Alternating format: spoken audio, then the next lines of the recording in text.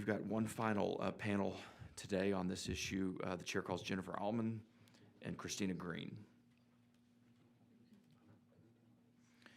Jennifer Allmon, Executive Director of the Texas Conference of Catholic Bishops, and Christina Green, Chief Advancement and External Relations Officer for the Children's Advocacy Center of Texas. Jennifer, let's start with you. Thanks to each of you for being here, for bearing with us. Jennifer, go ahead. Thank you. My name is Jennifer Allmon, and I'm the Executive Director of the Texas Catholic Conference of Bishops. First, I want to start by expressing my heartfelt appreciation for the women who just spoke on the panel preceding us. Sharing their stories and the stories of their families takes great courage, and we appreciate their advocacy on behalf of all children moving forward. So thank you very much. The Texas Catholic Bishops are committed to eradicating the evil of sexual abuse in our society and promoting healing among those who have been injured by this crime. Over the past 2 decades, the reforms within the Catholic Church have strengthened communities in which the Church is present. Our programs normalize transparency and reporting.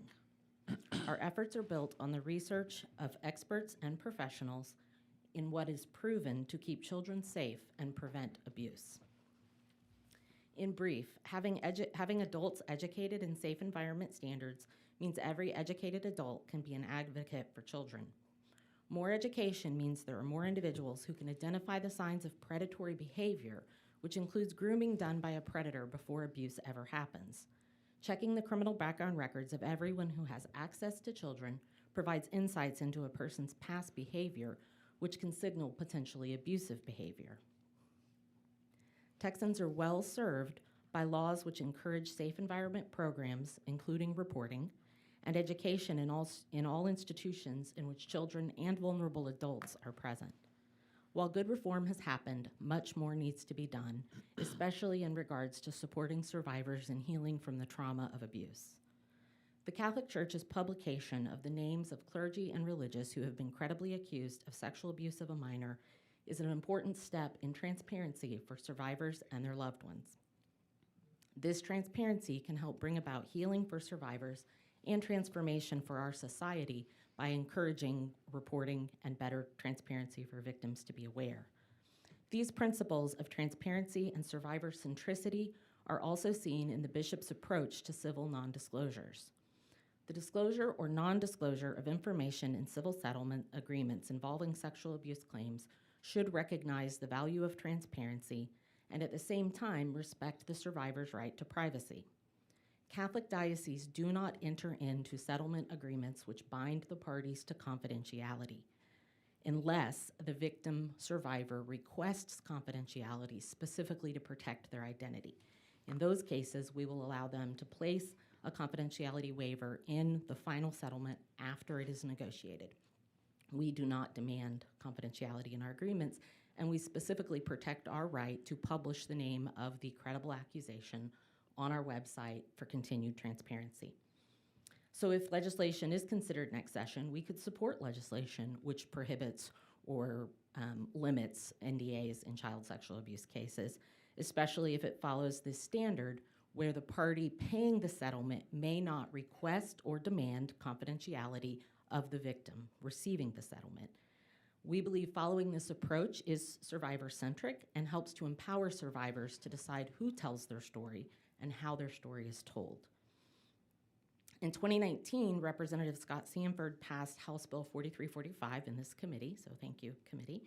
And this provided immunity from civil liability related to defamation for charitable organizations who, while acting in good faith, disclose information they reasonably believe to be true about allegations within their organization. That was an important step forward in encouraging charitable organizations and specifically churches to tell. This law is consistent with what Pope Francis has proclaimed, that in the church there is no place for abuse and there is no place for the covering up of abuse. It also promotes a just society by providing civil liability protection to charitable organizations who assist society by making these necessary disclosures. It is important to maintain this protection so charitable organizations can continue to disclose credible allegations of abuse without being vulnerable to lawsuits by abusers for doing so. It is the responsibility of our government and the duty and the duty of our legislators to encourage proactive measures to stop bad actors and provide equal opportunity for all organizations, public and private, with the ability to prevent abuse and encourage healing. Representative Leach, you mentioned that Texas is behind in some areas, and I think one of the biggest areas where we're behind is that there are some major gaps in our child protection system. Then predators know of these gaps and they use them to access our children. So I'd like to close by encouraging legislators to support legislation which will continue to close these loopholes in the background check processes for child-serving organizations. Children are safer today because of the strides we've made together. By continuing working together, the church, the state, and other entities in our community can build a stronger network to protect children. Thank you very much. Thank you, Jennifer. I do have a question about the bill we passed in 2019. I'm trying to read it here quickly since you mentioned it. In the situation where immunity would be granted to a charitable organization, immunity from civil liability, what if the charitable organization did not have clean hands? This is for immunity for reporting the name of the abuser so that the abuser cannot sue us for listing their name on our list. Okay. So this is not related to Okay. immunity from, claims related to the abuse that the institution might be facing. That's important to clarify. So this is not to protect institutions who may have covered up. This is to protect institutions who tell, to prevent those anti-SLAPP or SLAPP or whatever we're supposed to call it, kinds of lawsuits. Okay. All right. Thank you for clearing that up for me. Just a clarification. Yes, Representative I mean, Forrest. I think what you said is that they can still sue for damages, and if there is a settlement based on that lawsuit, then you would not require an NDA in that instance. You would. We don't Obviously, require you an will- NDA in any instance in the Catholic okay. Church. Right. Okay. So, but you would agree to keeping the victim's name and information confidential. Yes, and typically the victims, not every victim requests it. We don't ask them if they want it. It's only if they proactively say, I know you're going to disclose Father so-and-so on your list, and it's going to be on the website, and I don't want anyone to ever know it was me. Will you please make sure no one in the church can say it was me? And then we would put in that Sure. confidentiality agreement. But we would not agree to not disclose the name of the clergy on our website because that's a commitment the bishops have made for transparency, and it helps survivors to come forward. It helps survivors to see the church takes this seriously and is not hiding the clergy.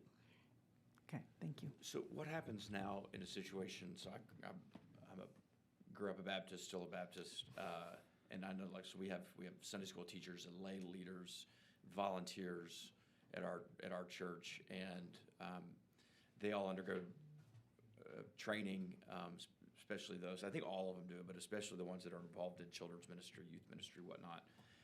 What happens if there's it doesn't even have to be a credible accusation, but just an accusation currently of a lay leader or volunteer in the Catholic Church?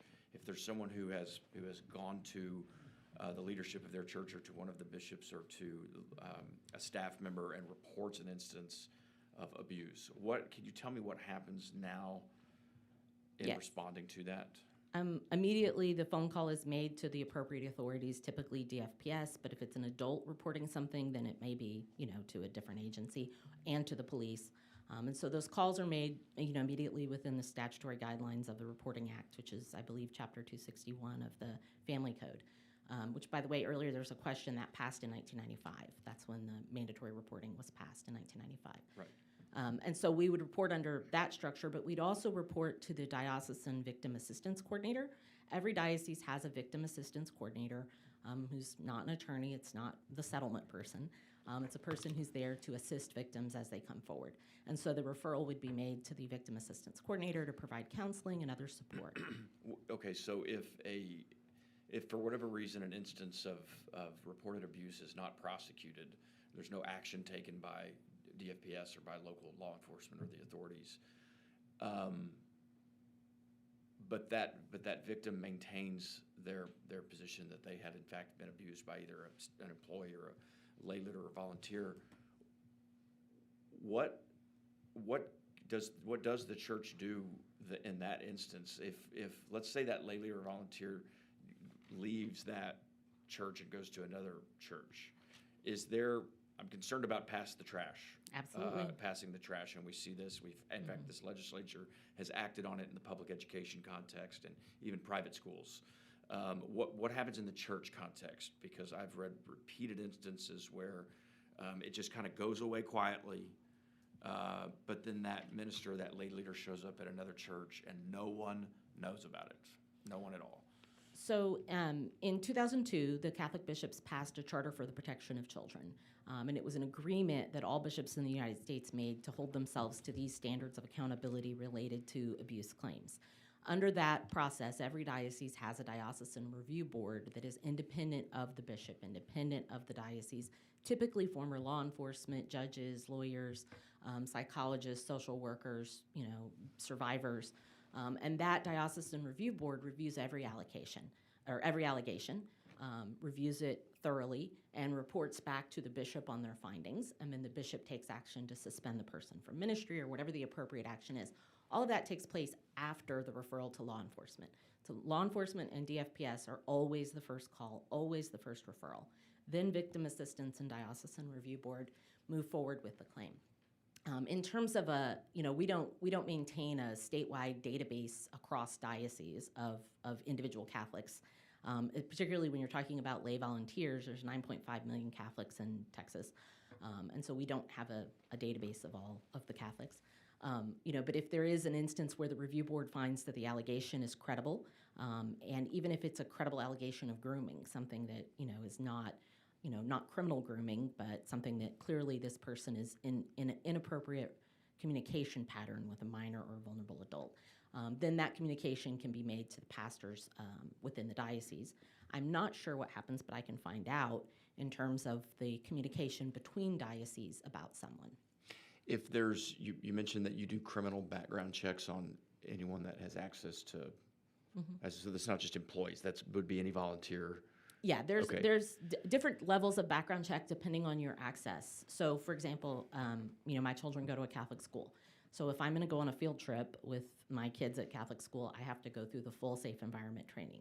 And so we train 2.5 million people in these safe environment procedures and how to recognize grooming, how to report, who to report to, and again, always first to the state. Sure. But if there's a settlement agreement that's been entered into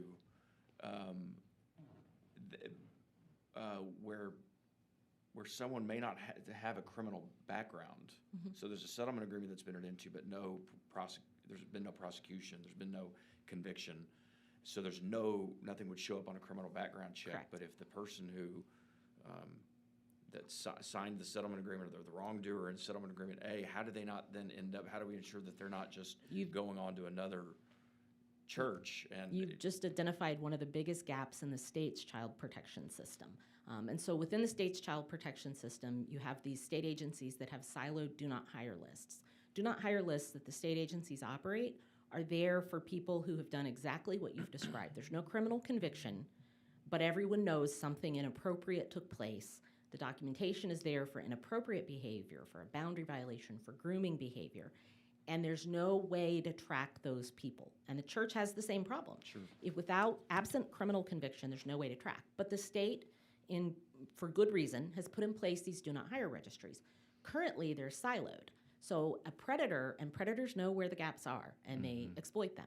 So one of the things about the Catholic Church is we engage in every sector of society. We have hospitals, we have schools, we have Catholic charities, daycares, churches.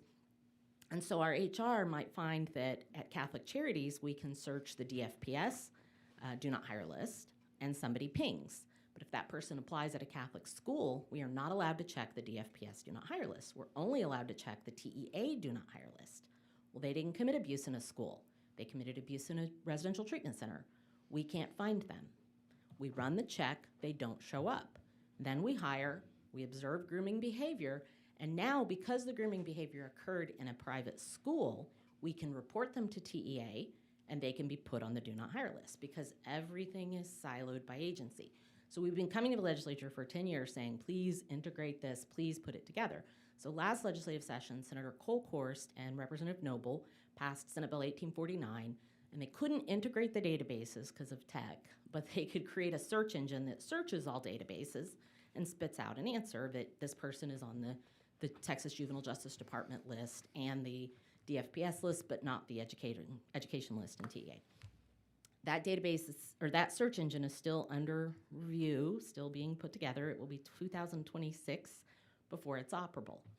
Even when it's operable, in the TEA database, there are major gaps. 36% of the personnel in schools are not in the TEA database if they've committed these lower level boundary violations that are the precursor to sexual abuse.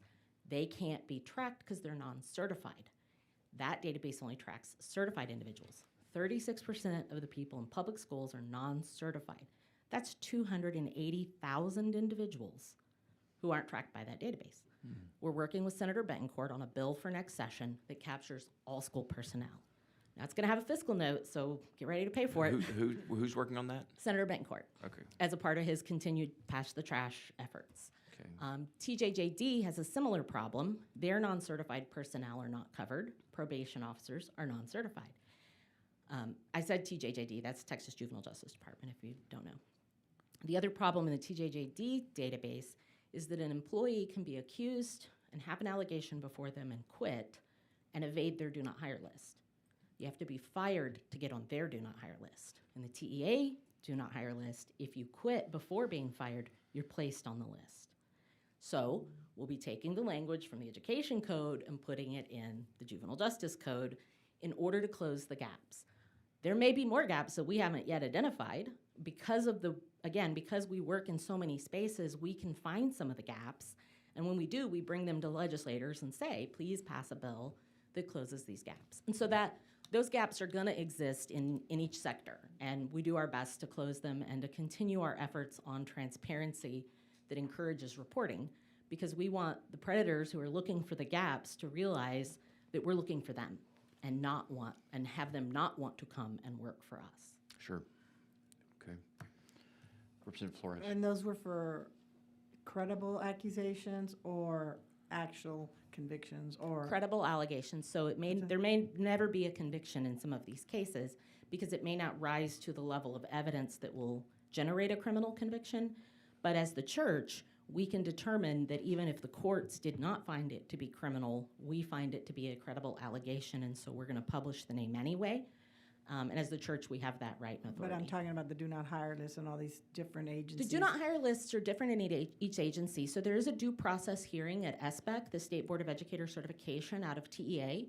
And so it's a due process hearing. It's a finding of fact, but it's not necessarily a criminal proceeding. So for example, if a teacher engages in these boundary violations, the texting and the grooming, then their license is removed. Their certification to teach is removed. They're placed on the do not hire list. Public and private schools have access to that do not hire list. And when the final Senate Bill 1849 is completed, child care agencies will have access to that list. You know, all those other siloed groups will all be able to access that list. But all the other siloed groups, do they have the same process of the due process? They have different processes, so you'd have to ask each agency what their process is. But they do all have investigative processes housed in the state agency. So DFPS has one, TJJD has one, the Department of Disabilities has one. And again, they're all a little different because of these silos. And so looking at it comprehensively, we should probably, create better consistency across agencies. But there is a threshold for credible. Yes, there is a threshold for credible, yes. Chairman Moody. Just a couple, and I appreciate getting into the details of this because obviously as a member of the Catholic faith, this has been one of the probably most painful things that we've gone through, at least in my lifetime. And so I think it is, in someone who's still very engaged in the church, we go through the Virtues program. There is a lot of training involved in that. It's even when you're just working with adults in ministry, so that you can identify other things you can still help if there are other things that you spot and spy and training in that regard. And so seeing that development, and so I appreciate kind of fleshing out the Catholic Church's position on some of these things. I have a couple of questions. And for clarity, I want to make sure that I got this right. The Catholic Church's position is y'all are defendants in the cases, right? Sometimes. Yeah, okay. So never will request an NDA. That is correct. That is policy. That is policy across the United States. That is the Okay. policy all bishops in the United States agreed to in the Charter for Protection of Children. And then you did mention, though, in the instance where a survivor would want their personal confidentiality, you will engage in that very minimal Yes, excising, never giving away the ability to then publish the name of the abuser, correct. because that could also be captured in an NDA. Your ability That could to be release captured that. in an NDA, but it is the commitment of the bishops of Texas to publish those names for transparency and to encourage providers to come to the church and let us know for the protection of children. Was it, what, 2019 when the list was published? Correct. Did the church face lawsuits from people that went on to the list? We did. We had lawsuits from people who we placed on the list who were not criminally convicted or who disagreed with our definition of minor. Those lawsuits, one of them went all the way to the Texas Supreme Court in the Diocese of Lubbock case. The Supreme Court ruled in favor of the church's ability to publish the names on our website in accordance with our ecclesiastical role as part of the ecclesiastical abstention doctrine, and that the clergy could not sue us for publishing the names because it is a matter of church governance and protected by the First Amendment. So in none of those pursuits where people had credible, or at least under the church's definition, a credible accusation against them, no one's been able to be successful in removing their name from those lists? That is correct. Their Okay. names remain on the list. And y'all have resisted all attempts Yes. in court to remove those names We have. in an effort of transparency. Correct. And I appreciate that. I want to dive into that because it has been a long and drawn out legal journey, across the country, but obviously in each one of our dioceses as well. We've all had to kind of deal with these things. So I appreciate you going into those details with me, and certainly thank you for your time. Thank you. Well, Chairman Moody, I'll double down on what you're saying. Certainly, Catholics the Catholic Church has had to deal with this, but so has the Baptist Church and many other organizations. I know the Baptist Church released a list, a very similar list, and there were maybe several hundred on that, and so I share your pain as a believer and as a Christian. And I read, forget what the book was, but I think it was written by a Catholic bishop who was discussing the sexual abuse crisis and the response of the church, and he described it as when a child is, or anyone, but specifically when a child is abused by a priest or a pastor, someone that is in a position of trust, and uniquely in those situations, a spiritual trust. It's almost like, I think the bishop described it as you're being abused by God himself. Mm-hmm. And it creates a lifetime of not only all the wounds and all the scars and the healing that has to take place, but essentially a faith crisis, and excuse me, an existential faith crisis in and of itself. And so I'm appreciative of what the bishops have done to step out and to lead on this. Same is happening in the Baptist Church, not only here in Texas, but across the nation. But there's more that all of us can do.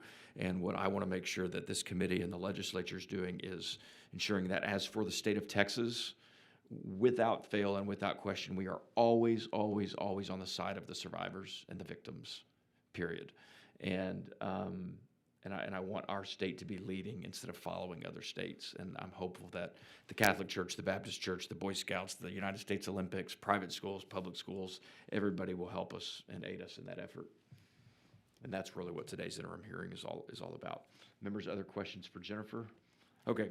Our final witness for the day, Christina Green, Chief Advancement and External Relations Officer for the Children's Advocacy Center of Texas.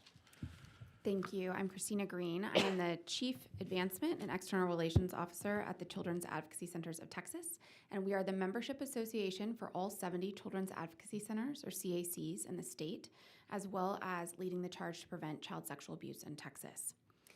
Our CACs are codified in the Texas Family Code and required statutorily to facilitate joint investigations in crimes against children cases and provide core services such as forensic interviews, forensic medical exams, counseling and mental health services, comprehensive case management, case coordination with our investigatory partners in prosecution, law enforcement, and the Department of Family and Protective Services, and regular case review with those partners.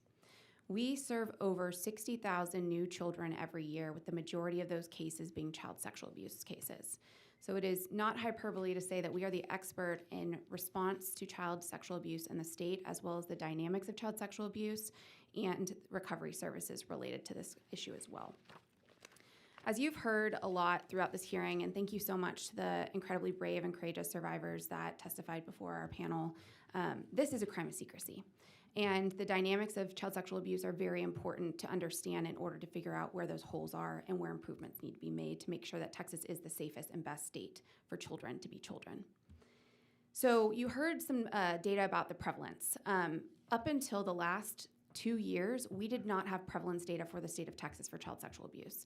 CAC Texas worked with the Department of State Health Services and the CDC to gain that information. Nationally, it is 1 in 10 children. In Texas, it is 1 in 6 children before their 18th birthday will be sexually abused. And that is at the hands of an adult or another minor. And in the majority of those cases, up to 90% in general and 98% in the 60,000 cases we see every year, the perpetrator is someone the child knows, trusts, and likely loves. And you've heard that in all of the testimony that you've heard today. We're talking about family members, coaches, pastors, teachers, all of these people in these environments where we should be keeping children safe. But again, this is a crime of secrecy.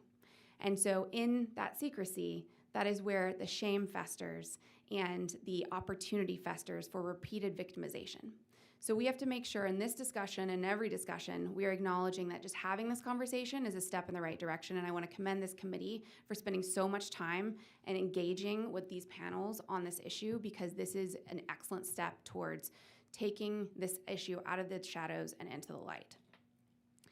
In doing so, we know that with these NDAs, we don't know the prevalence because people can't talk about them. And so in order to make sure that we are not reinforcing the crime secrecy and shame and stunting or preventing healing and preventing and disrupting the investigation of these cases, we do need to continue to address this issue as the committee has been discussing all day long. But we also need to make sure that the abuse is being reported, because if it's not reported, it cannot be investigated and we cannot hold these perpetrators accountable. And that is a huge piece that we have to highlight, that just because the issue is recognized, and we do also know that 3 out of every 5 victims will not tell about the abuse. So we are seeing the majority of cases in Texas. We still have a gap of cases that we're not seeing, but those are only the reported cases that are coming into law enforcement or the Department of Family and Protective Services. So there's a substantial gap, and it is the bravery and courage of survivors, like you heard from, speaking out, that encourages others to come forward, and they can't do that with NDAs. Additionally, it's normalizing that we have a system in Texas that responds effectively when survivors do come forward. And the worst thing that we believe can happen is a survivor speaks out and there's no one there to catch them. And in Texas, you all have invested in this Children's Advocacy Center model where that case is mandated to come to a Children's Advocacy Center, and we make sure we facilitate that joint investigation with law enforcement and prosecution and DFPS, so no one is slipping through the cracks. So information is being shared. We're making sure if there are registry lists, those alleged perpetrators are being held accountable and then being put on those lists as well. But again, for that process to work, we have to make sure that the case is called in, reported, and investigated. That multidisciplinary process runs on exposing that secrecy. So we make sure when a child comes into our centers, they know what they're there for. We take them into the forensic interview room, and the forensic interviewer at the CAC shows them where the microphone is, they show them where the camera is, and they let them know who is watching the interview. Because from the start, we want them to know this is a safe place and where your story is going to be told, how it is going to be used, because they have ownership over that story. That is their life, that is their narrative. And then when we go on into the recovery services and our mental health therapy, which is provided free of charge, which is another reason why we have to get children in the doors, because in order for them to access those services and not feel like they don't have the ability to seek out these services because of payment or other barriers, they process through this trauma. And as Elizabeth said, trauma-focused cognitive behavioral therapy, or TFCBT, is the gold standard in these cases. And a large part of that, that modality of mental health therapy is the child telling and reprocessing their story in a way that gives them ownership of it so that it's not controlling them, that they are then in control. And so all of these reasons are how the child both gets safety, justice, and healing by walking through that entire process from the investigation through therapy.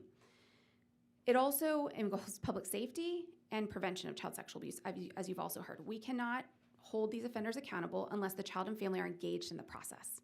And our comprehensive case management keeps them engaged in that process from start to finish so that our investigatory partners have the information they need to hold these perpetrators accountable. If we have silenced our victims and potentially covered up crimes that are almost always an offense in the Texas Penal Code, a felony offense, then we are reinforcing the secrecy, and we know that these perpetrators very rarely have only one victim. So they are going to victimize multiple children and likely re-victimize their initial victims. So we have to make sure we're holding them accountable and reinforcing that public safety dynamic. Additionally, if we're keeping these cases silenced, we are not empowering parents and communities to protect their children if they don't know who the perpetrators are in their community, in their institutions, or in their neighborhoods. Secrets are toxic in these cases. And one of the things that we tell parents and caregivers and people with children in their lives, a good way to prevent child sexual abuse is to never have secrets. Surprises are okay, but no secrets ever. And if you have a child in your life, I hope today that you will internalize that and make that part of your practice as well. This legislature and the state, as you've said, Chairman Leach, has chosen time and time again to prioritize victims of child sexual abuse. And this is seen through our mandatory reporting statutes and the requirements around that. And in those cases that you heard before today, all of those people who knew about that were required to report. We are all mandatory reporters. And there are penalties for failure to report, but they are Class A misdemeanors. And if you're a professional and not reporting, it's a state jail felony if you have an intent to conceal. We've also established and enshrined CACs in our entire process of how we work child sexual abuse cases, and we are a leader in the nation in that response. And we hope to continue to partner with the legislature to grow that, to make sure that we are reaching every single child that not only requires but deserves this approach, and making sure it's consistent and standardized from El Paso all the way to Beaumont. We also want to make sure that we're working with you all to hold offenders accountable in settings where children are in institutions and schools, and so that's definitely an area where we want to make sure that we're shoring up those loopholes and those gaps, because offenders do know where those gaps are. So thank you for taking a look at this issue.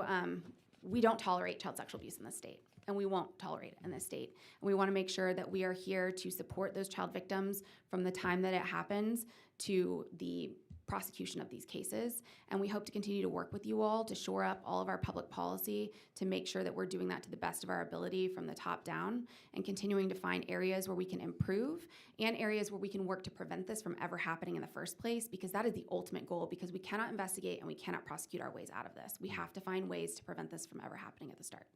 Thank you. Thank you. Do you feel like most Texans know that they're mandatory reporters?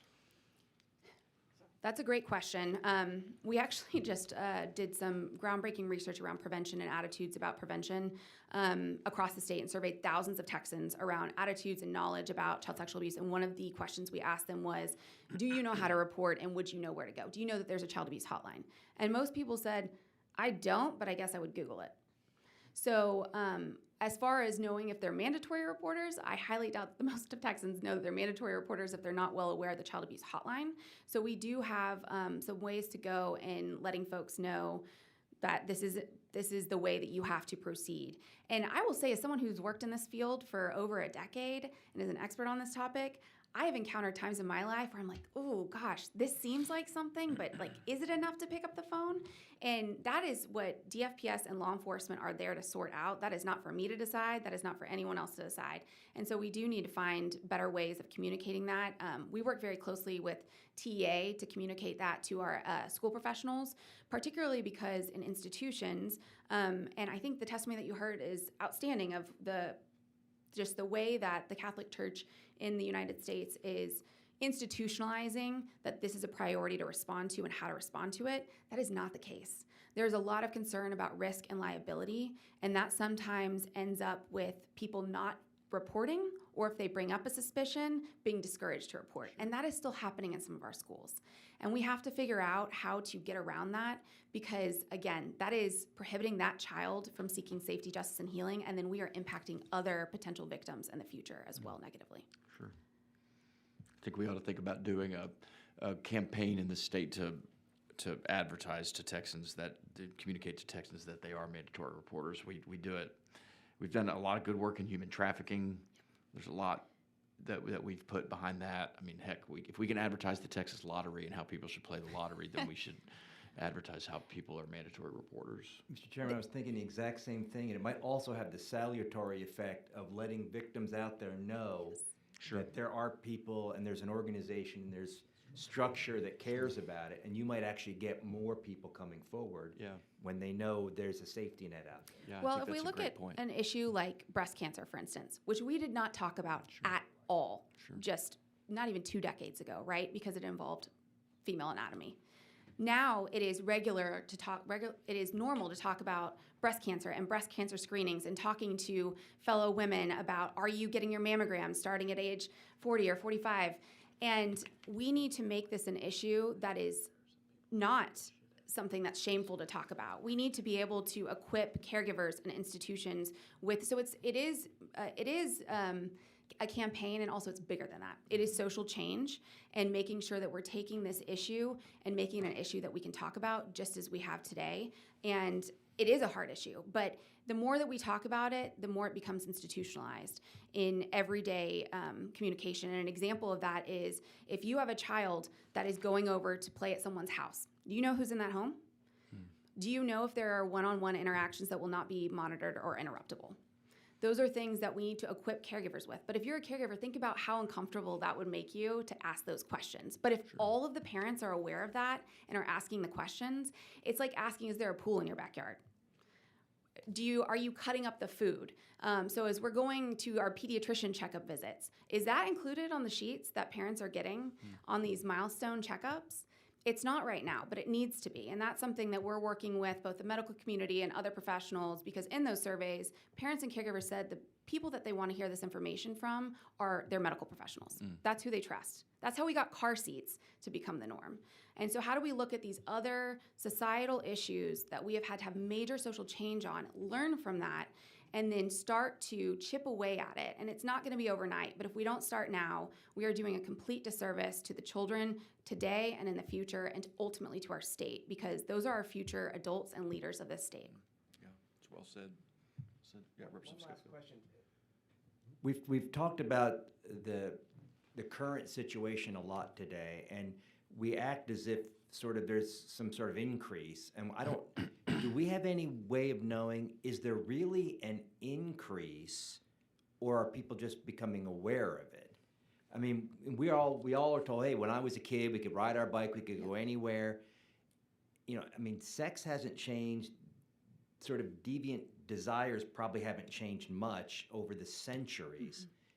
Do we have any, is there any, obviously there's been a lot of research, is there any reason to believe it's gotten worse, or is it just easier to hide now?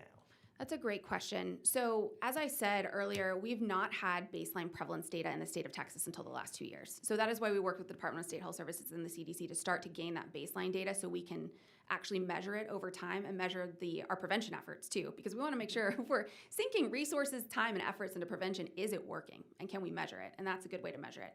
As far as has the prevalence increased, the way that it's facilitated has gotten a lot easier with tools like apps, social media, and the internet. Whether or not it's increased, that depends on which type of sexual abuse you're looking at. If we talk about child sexual abuse imagery and online sexual abuse, absolutely that has increased. As far as what's reported, it does fluctuate. Nationally, instances and reports of rape are down, and that's federally coming out from the FBI through the National Incident-Based Reporting System data that Texas reports up into. In the past year, in fiscal year, I believe 23 or 24, DFPS reports for child sexual abuse were down 13%, but it fluctuates. It changes year over year. We look at that and we track that. And in fact, we look at how many children we serve annually, but we also look at how many cases are coming in and being assigned for investigation at DFPS compared to what we are actually seeing come through our doors. So we kind of have to look at both the breadth of what's coming in for investigation and what we're seeing versus what in totality we believe is out there, because it does fluctuate as to what's reported. But again, it's a crime of secrecy, so we only know what's reported. So that's why we're really looking at this incidence data of 1 in 6 children, because that is a confidential report that high school students are filling out. And so that is something year over year we will measure. We should be getting our next round of data in the next year or so. So we'll continue to report out to y'all on that to measure it, to see if it is actually increasing or decreasing. Yeah, it's a great question. Members, any other questions? Okay, Christina, thank you. Thank you. Jennifer, thank you as well. It's a great discussion.